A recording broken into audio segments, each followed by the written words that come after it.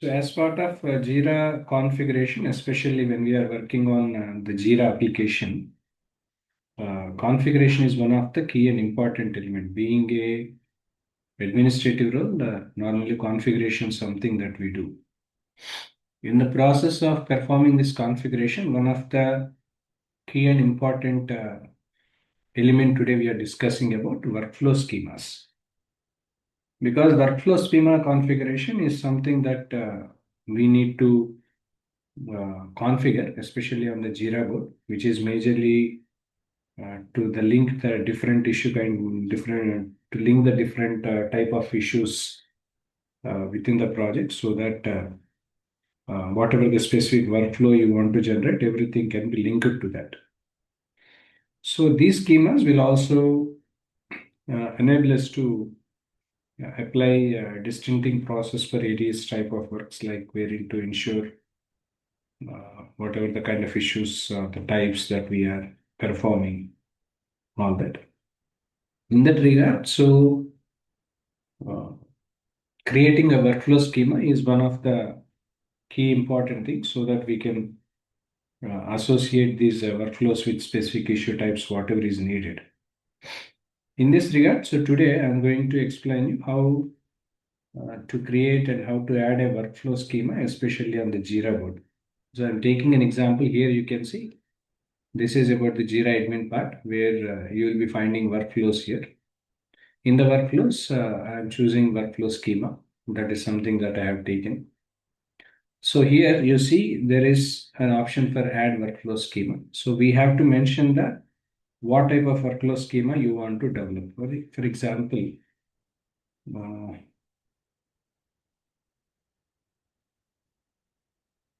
development project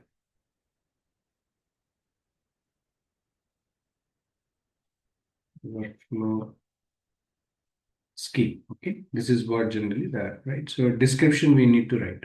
Okay, whatever the required description that is needed, so that we need to write down the by the team and to evaluate the quality, followed by any errors and all. So this is a description I have taken. Okay, because if whenever we are working on the development of workflow schemes that we develop, so we coding is one of the key element, right? So we need to develop the code, right? So that need to be tested even by the team, so that we can evaluate whether it has following the quality standards or not, or any kind of errors or something of that, right? So click on add.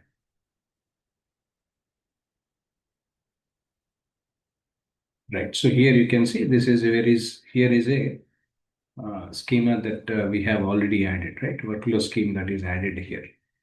Now, if you want to add any more new workflow schemes to the existing one, we can do that. Or else for this, there is if there is any kind of existing diagram that we want to be performed here. For example, here is a start where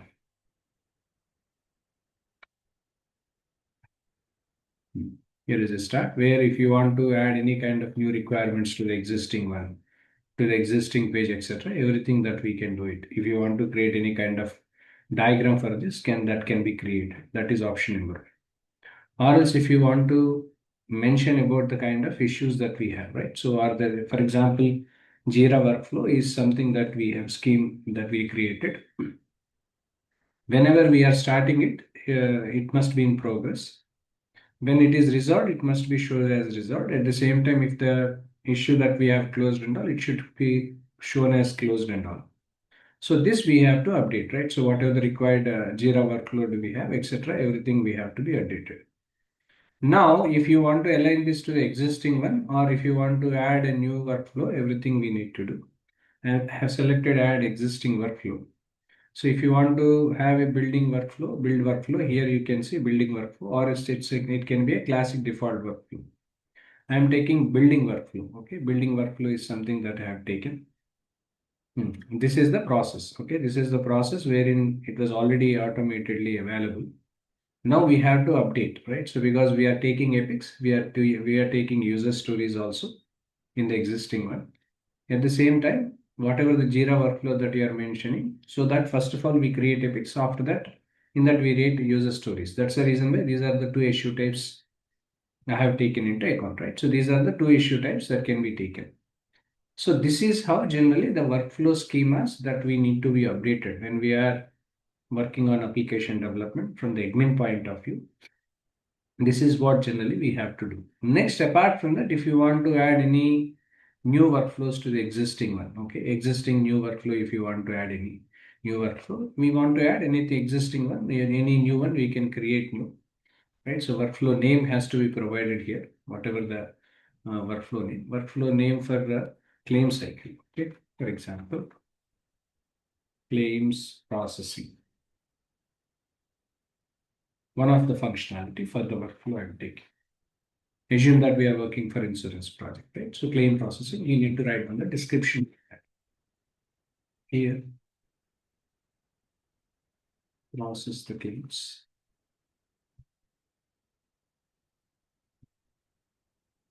Here we process the claims and need to uh,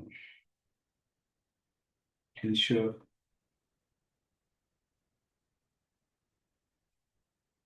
claim settlement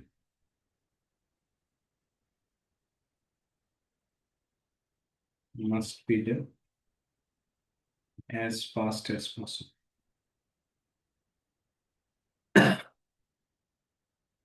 Okay, this is what the description that I have taken.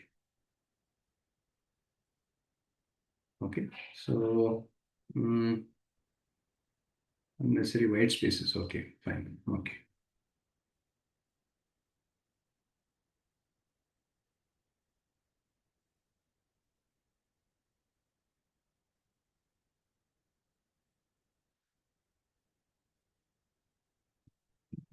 So I'm closing the white spaces here.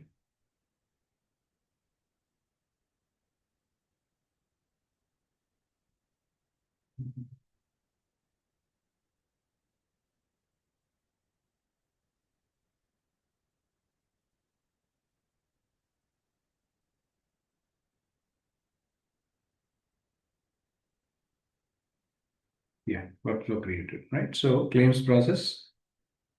Yeah, this is the workflow wherein we have created here, right? So here we can get started. If you want to create any kind of workflow, this you have to win in. For example, start whenever it is open, right? So we have to update open state. Okay, if you want to update any open, etc., we have to mention about the open part of that.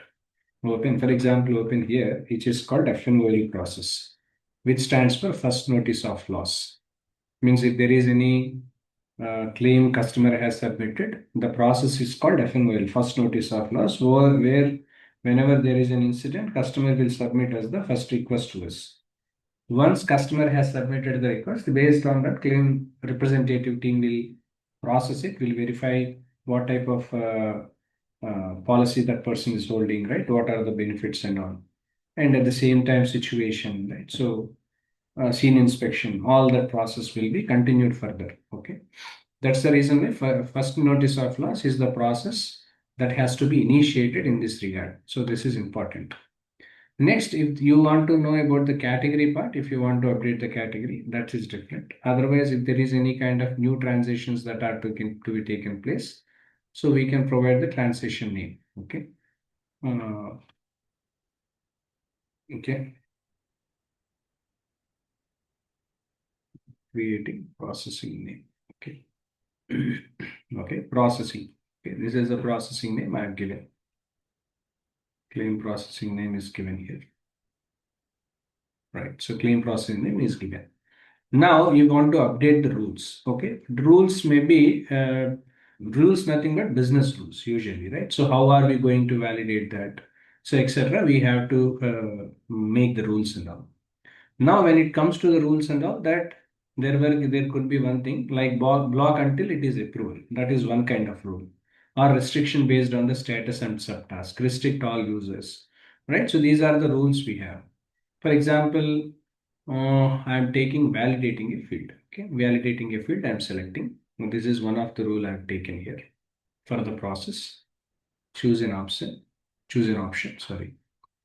Validating the field matches regular expression.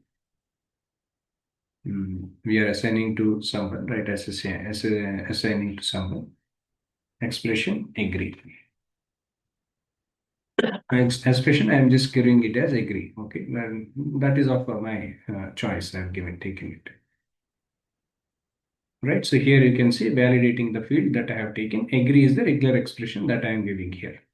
So now here is a triggering point, right? So what kind of triggering point you want to? For example, pull request has to be created. Okay, this is a triggering point I have taken. Triggering point I have added to that. If there are any new properties that are to be added, you can add it.